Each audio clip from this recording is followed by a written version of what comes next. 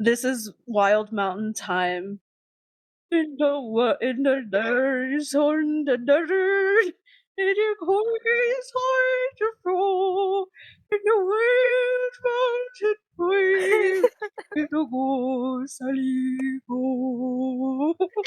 I wish I learned the lyrics. Says why am I literally googling Wild Mountain Thyme lyrics? Like imagine it came up on Genius. I'm gonna. It came up on Genius. They better give us deep analysis. Oh my god, it did. Okay, if it has any annotations, read them. Okay, there are not, unfortunately. Maybe we should just make up our own. Welcome everybody to a podcast that has been tentatively not named. We will come up with one that is a part of the journey. And this is Grinder, right? That's your What's name, good? right? Yeah, yeah, yeah. Yeah, baptized.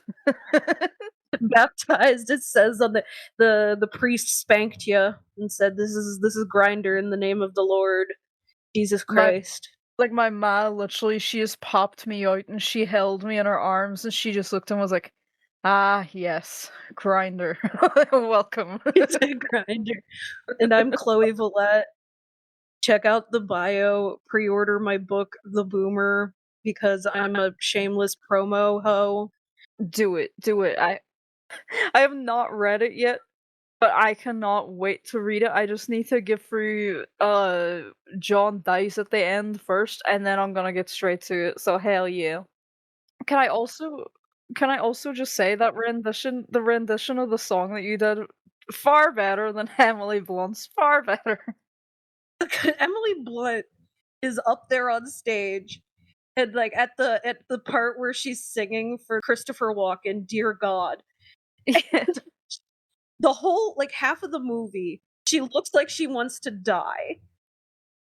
Yeah, like, they had a gun behind the camera and they were like, "Sing!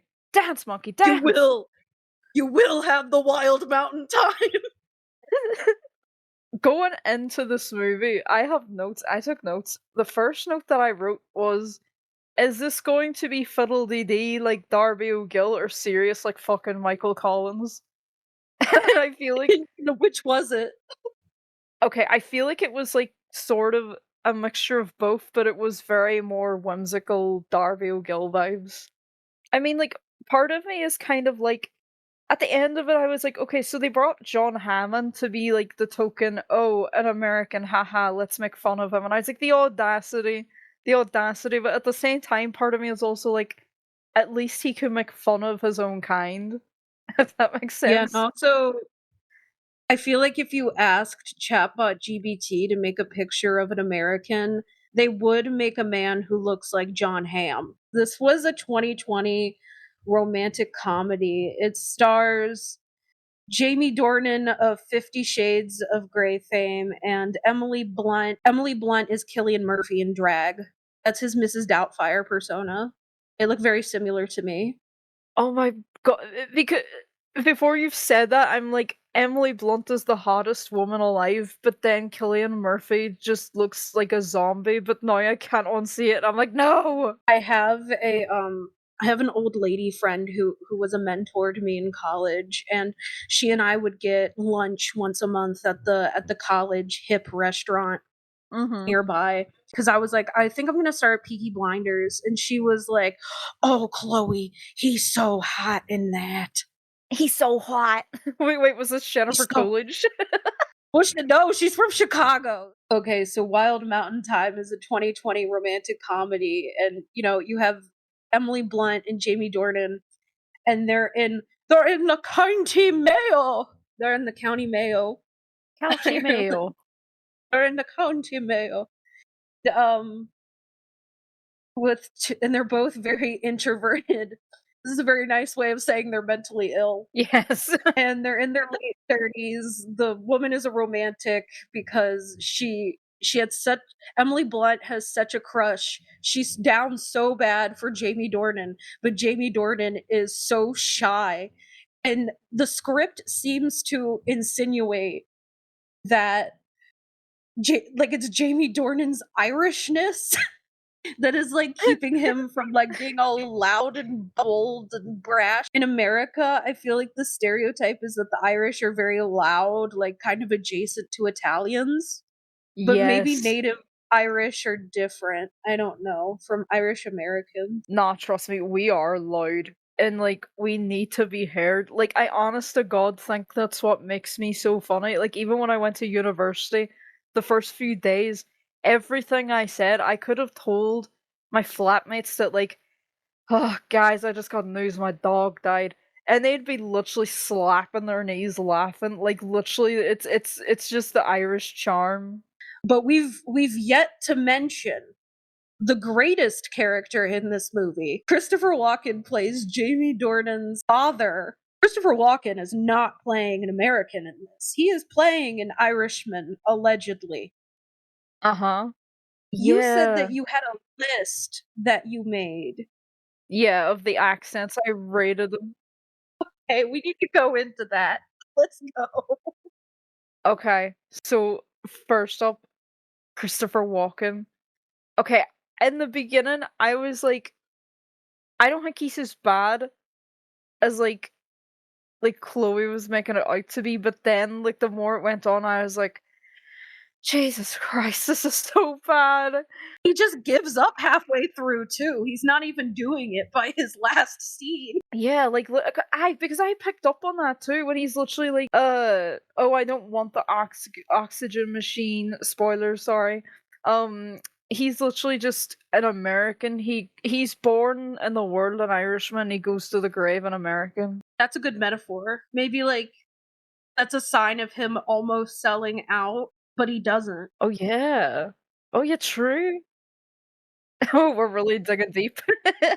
Like I would say his accent was a 2 out of 5. There was every time I heard American, I literally knocked it down points. I was like in fact, I wouldn't even say it was a 2 out of 5, I will give it a 1. It was like, "Dude, come on." Mm. Like you're not even because he wasn't even trying by the end. Exactly. He just gave up hope. He lost all hope. Okay, what about we've got a Brit. We've got a Brit on screen with Emily Blunt. Okay, I gave her a 2. At first, I gave her a 3. Two. Yeah, yeah, yeah, hear me out, hear me out, hear me out. I give her a 2 because at first I give her a 4, but then the more I watched on, I was like, "Right, okay, like, no, I'm losing it. It's starting to be lost on me." And then at one stage, I was kind of like just looking at my notes more than actually watching the movie. And I had to be like, I was like, okay, go back to that because I actually don't understand what she's saying. Like, I feel like I could only understand her with subtitles. Oh my god. I'm not joking. There's a movie with Brad Pitt. He's kind of like a Temu UK Quentin Tarantino. And he did this, I forget his fucking name. And he did a movie with Brad Pitt where Brad Pitt plays an Irish guy and you cannot understand a fucking thing he's saying. Oh, Snatch. Is it Snatch? Yes, that's it. It's Snatch. By the way, God this damn. podcast is not we like I said, we have no plan. That's a great way to advertise the podcast. We have no plan. Um, It's a good tagline. we have no plan. That could be the name of it. Yes. We have no plan incorporated. Exactly, exactly. It's like no business. That's gonna be perfect for a trademark because nobody's gonna call their business. We have no plan. Yeah, exactly. Could you imagine the merch that kicked off?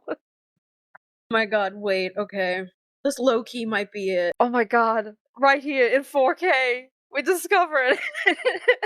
Jamie Dornan is the only Irish actor in the film, Uh-huh. and I imagine he gets a 5 out of 5 clovers, right? Okay. Hot take. Have you ever seen Don't Worry Darling? It's kind of like okay, they've got a British dude in here and it's Harry Styles.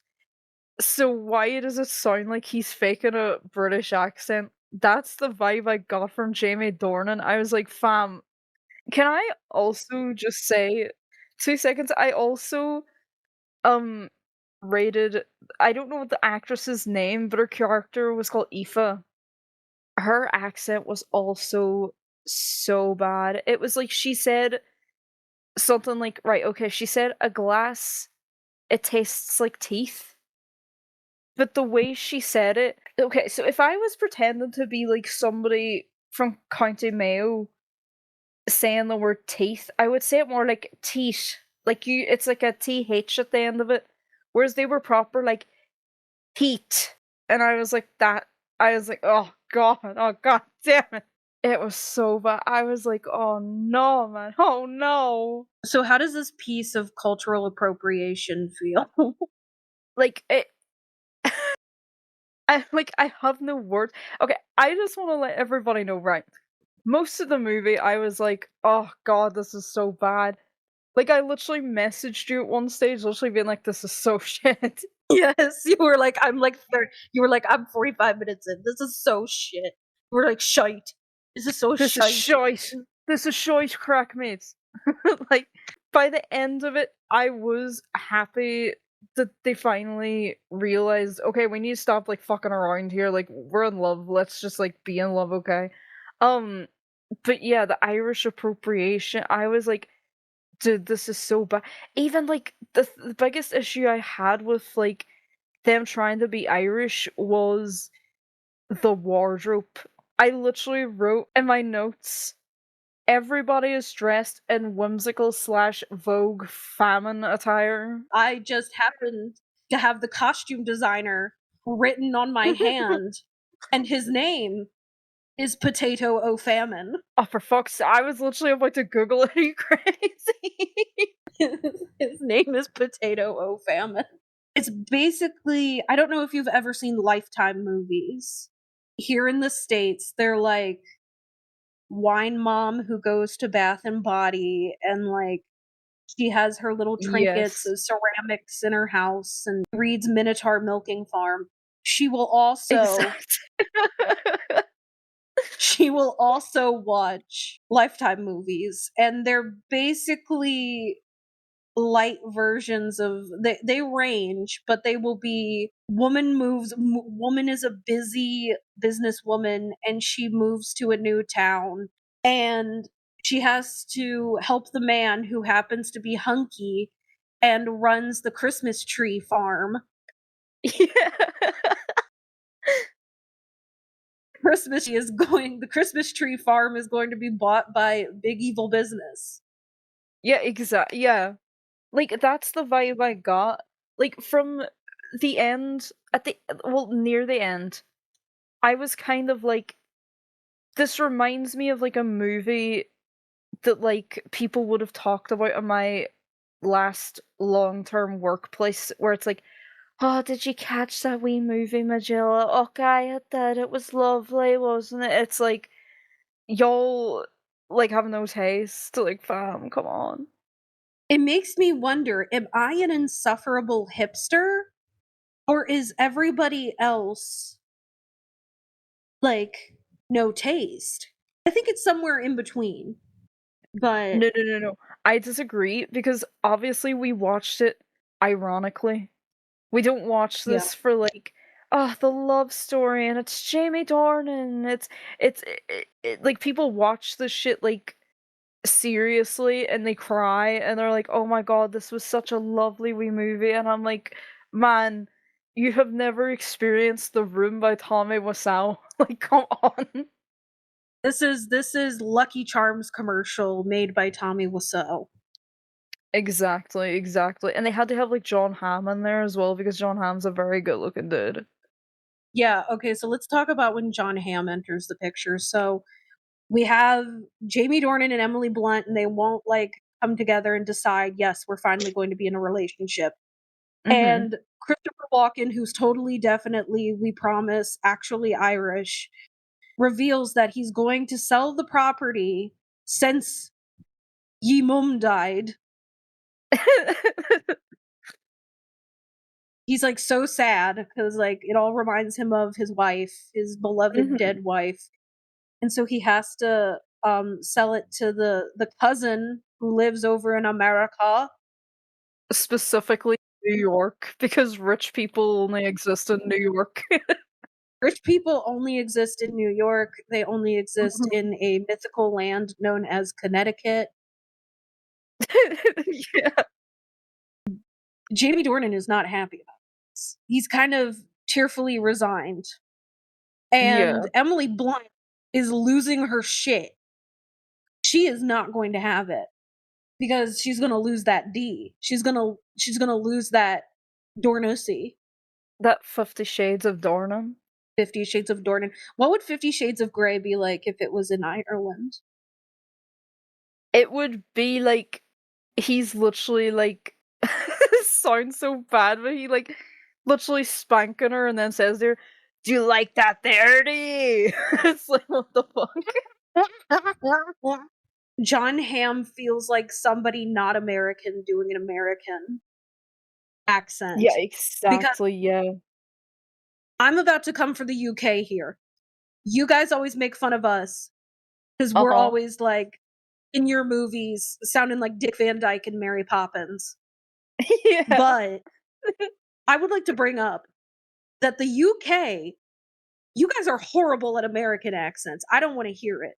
Okay. Are we? I This feel is, like I'm really good at an American accent. I don't know what it is. I'm just like, "Oh my god, I'm so good at this. Wow." well, you're a theater kid, but like, unless you are Christian Bale or Kate Winslet, like, everything is, hello, I am an American.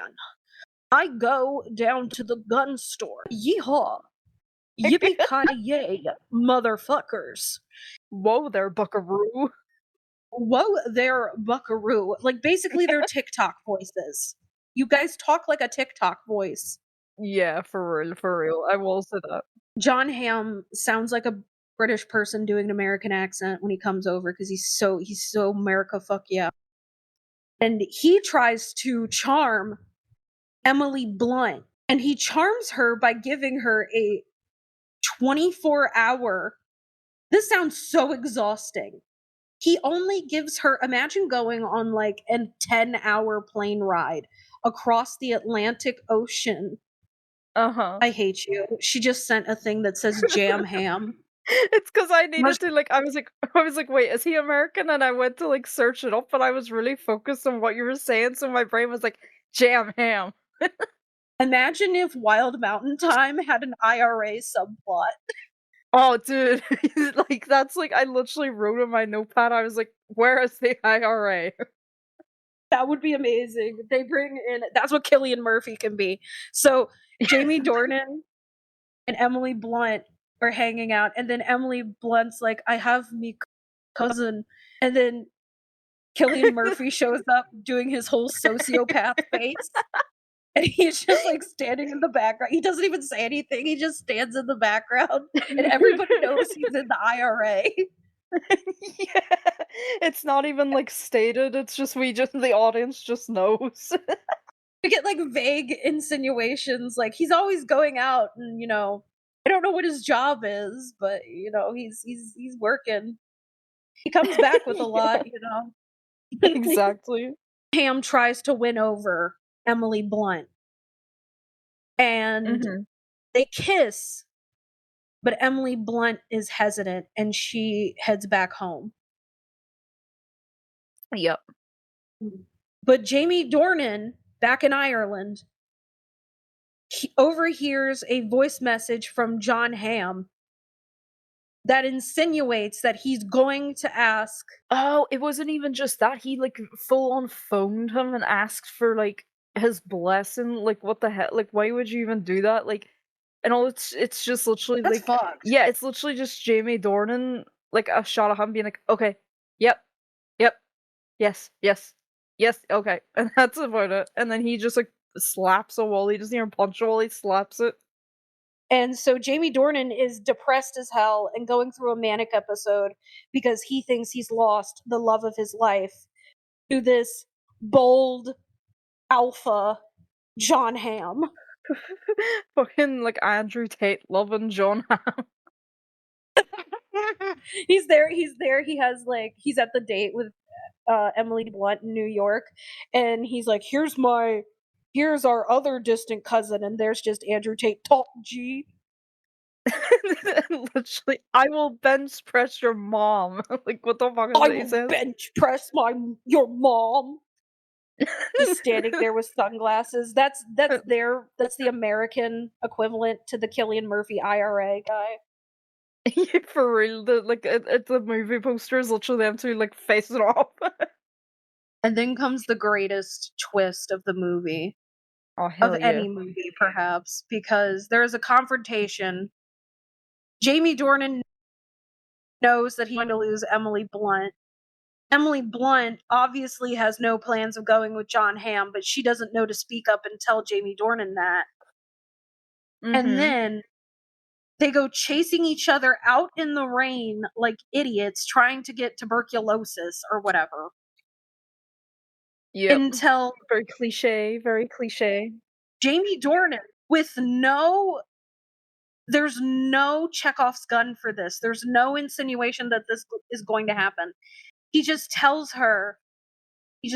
Emily Blunt, and I quote, I am a honeybee! Dude, when it got to that part, okay, so you had described this to me like that one Saturday where we were on call drunk. I thought you meant like metaphorically or something like that. I did not know dead ass. He was just like, I am a bee. I was like, what?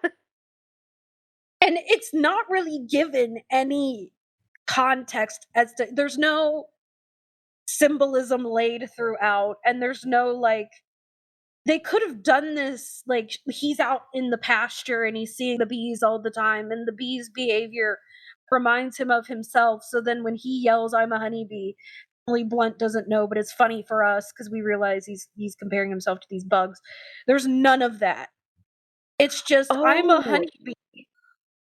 What's wait, up? but what about the part where he's like on the boat and like he just is randomly just having a conversation with somebody, like he's talking to the bees because he think they can understand them, and it's like, dude, nah. Wait, does he actually wait, I forgot about that scene at the beginning before John Hamm shows up. He does the cliche fall out of the boat into the river thing in romance movies. And he's in a boat straight out of the Shire. Yeah, I noticed that too. I was like, how, did he make this himself? Jamie Dornan loses, like, he just starts losing it. And the bee seems to be a metaphor for how he can't seem to get his shit together. Because like there was that scene, like I think the reason for the bee thing was so she says then, and it's so cringe. It's really cringe to me. Like she says something along the lines of like, "Please, I am a flower. I need you to sting me," and I'm like, "That's disgusting." I think it's he thought of that line one day and was like, "I need to find out a way how I can make this work," and that's where the honeybee thing came from. That is my theory. And they have this whole, like, I think they were going for a Mr. Darcy in the Rain kind of vibe, but it's more Yes. Yeah, it's really fat. Like that's what I was thinking. I was like, that was some fat ass rain, man. some fat ass rain. That is some fat ass rain. Uh, Yeah. yeah! Somebody bring out Ice Spice for that rain. She gonna twerk with the rain. Oh god. Before anything with the honeybee, before she goes to see John Hamm, there is Christopher Walken's death scene. Do you have any notes on Christopher Walken when he died? I will say this. As bad as the movie was, it did make me a bit emotional because like I was like, "Oh, that's his dad." That's kind of sad. But like he really did lose the accent in that moment.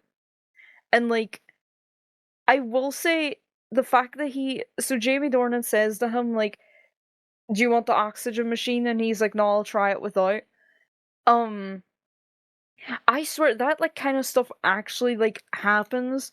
Like one time, like I think it was somebody I knew, their granny was dying, and they still let her like smoke, and I was like, "But like why?" And they were like, "Well, she's dying anyway, so like we may as well let her. Like there's no turning back." Like, honest to God, that's all I can say about that scene. Other than the accent was just gone by then. I did make notes on things. I also started a tally for, like, things that we never actually say, but I only ended up getting 1 line, and it was, like, when I think it was Aoife who said it, she said gobshite. Nobody says gobshite in Ireland, like, that is the most stereotypical thing, and it does my head in, because nobody says gobshite. It's even more than top of the morning. I mean, I haven't really like, I don't did anybody say top of the morning in it? No, no, no, no, but, like, in the, like, canon of things that American movies have Irish people say, gobshite is Okay. more stereotypical than top of the morning. Okay, I will say top of the morning is more aggravating, but, like, thank God it wasn't used at all in the movie, but it was literally just, like, when she said gobshite, I was like, "Fam, nobody says that, like, come on, fam." There was one scene okay, at the start, they played Swan Lake. I love that damn song so much. Like, it's just one of the greatest, like, compositions of music ever. Um, and they've ruined it for me.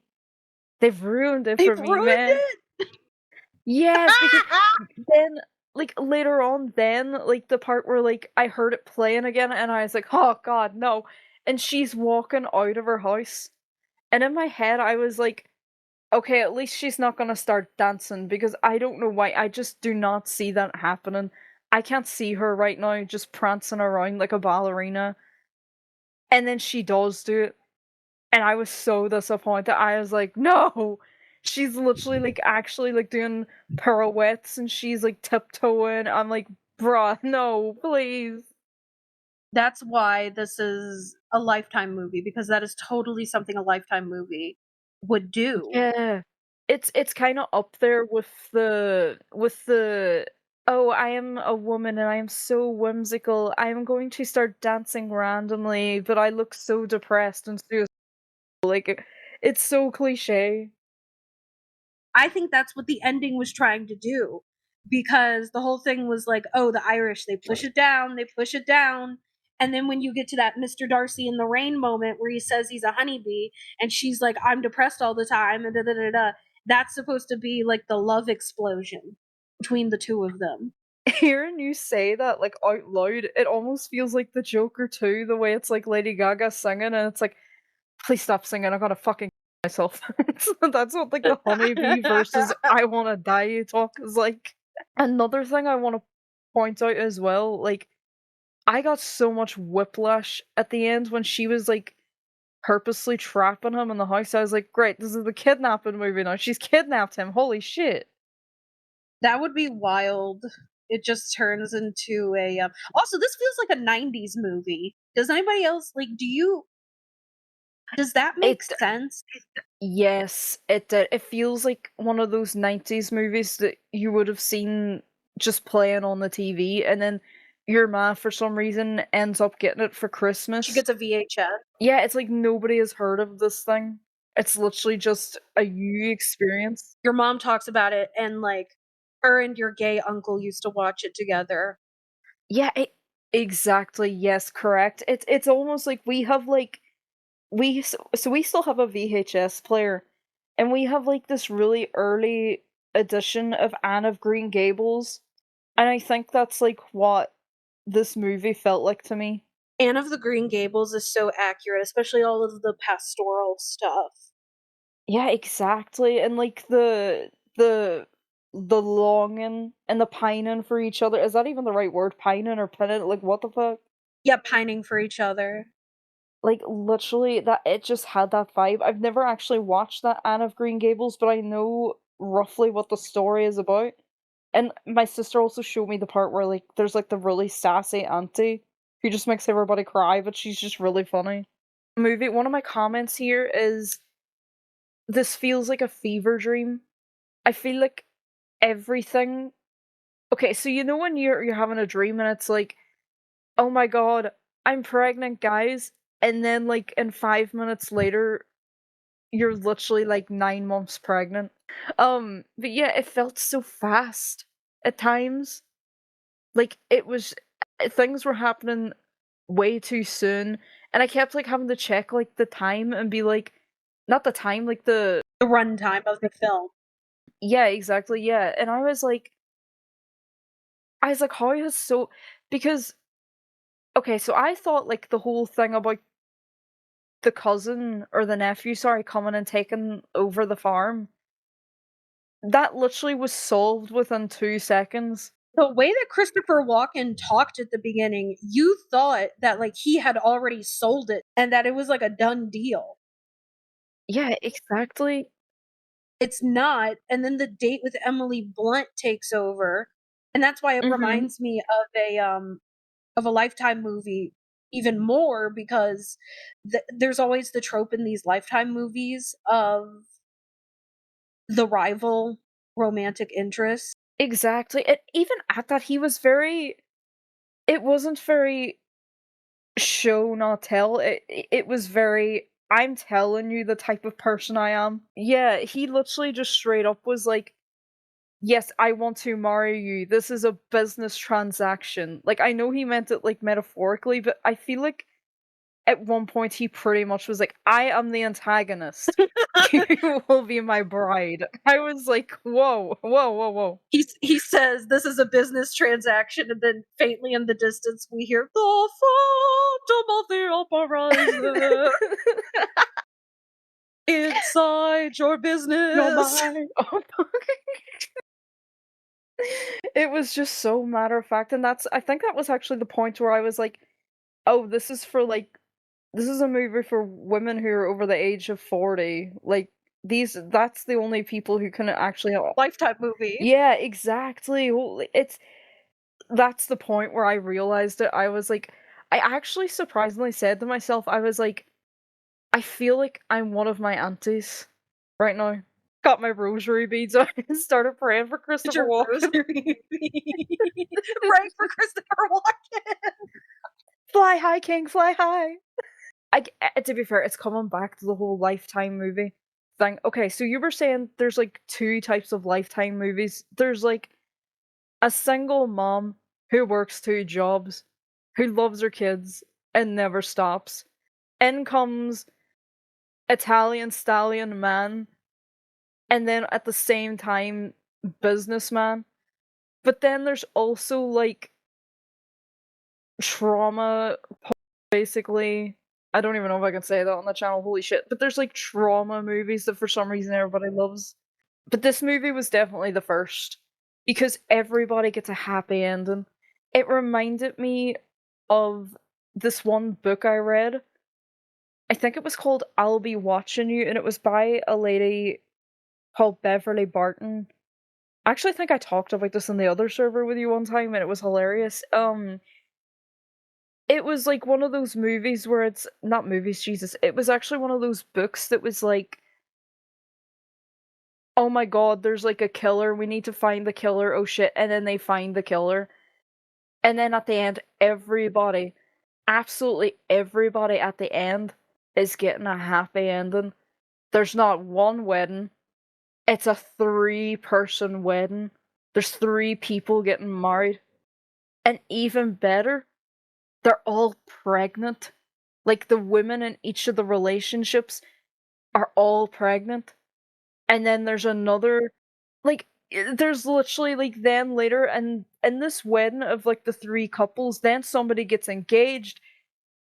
Like, somebody could walk in and be like, "Hey, guys, I just won the lottery." Like, everybody is getting a damn happy ending, and that's what I felt with, like, John Hamm meeting that woman. As soon as, like, I seen her Okay, John Hamm goes to Ireland to propose, and all the while, this is when Jamie Dornan reveals he's a honeybee, and him and Emily Blunt they consummate and decide that they're going to like we're getting married. Fuck John Hamm, and yeah. then John Hamm gets he meets a nice lady, and she's like, "Want to go see Stonehenge or something?" Or no, the Blarney Stone.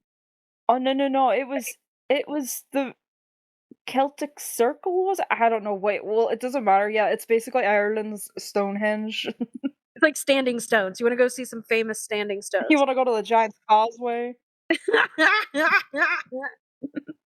And so he gets his happy ending. Because, like, literally, they're, like, standing out he's waiting for, like, uh so he's outside the airport, and he's standing there with his suitcase, and he's waiting for Jamie Dornan to come pick him up. Because imagine the audacity of, like, calling somebody being like, "Hey, you know that girl you fancy? I'm gonna marry her, and you're gonna pick me up from the airport." Like, holy shit. Um, he's just standing there looking sad and depressed and shit, and it cuts back to, like, Emily Blunt and Jamie Dornan. Um, and then, after they've kissed and, like, they've gotten together, it cuts back to John Hamm, and in comes the lady who was sitting next to him on the plane, and yes, she literally is, like, just saying some shit like, "Oh, do you want to go see the Giant's Causeway?" And he's so happy because she even says to him, "Stood up?" And he's like, "Yeah." And he seems so unbothered that he's been stood up. I would be fuming. I would be pissed. Yeah, it would still affect you because God knows if this thing with this woman you've just met is going to work out. But to him, we know immediately, oh, he's marrying this woman now. Exactly. It's like that dumb cliche, everybody gets a happy ending. I can't stand it. It's like, dude, no. Make him eat shit. It's certainly not Irish coded. Yeah, for real, exactly. You guys are too depressed for that shit. So, on a scale of 1 to 5 shamrocks, how Mhm. would you rate Wild Mountain Thyme? Okay, right. I I'm gonna give it a 2. I would give it a I would give it a 3. Okay, right, okay, so I would give it a 3, but if I was to give it a 3, that means to me that I would want to watch it again. I never wanna see this shit again in my life. Fucking burn it. Oh The my reason god. the reason I haven't given it a 1, however, is, as I was saying before, at the end, when they finally get together, I was like, "Aw, happy days. Good for them." I mainly watch horror movies, and even, like, the fandom that we've met in is, like, horror, and it's very, like, deep psychological shit. Sometimes you just need to, like, stick on The Simpsons or something. You need something lighthearted and, like, wholesome and shit. So, while you may never have thought that you need a Wild Mountain Thyme, I can assure you, you actually do. It was wild.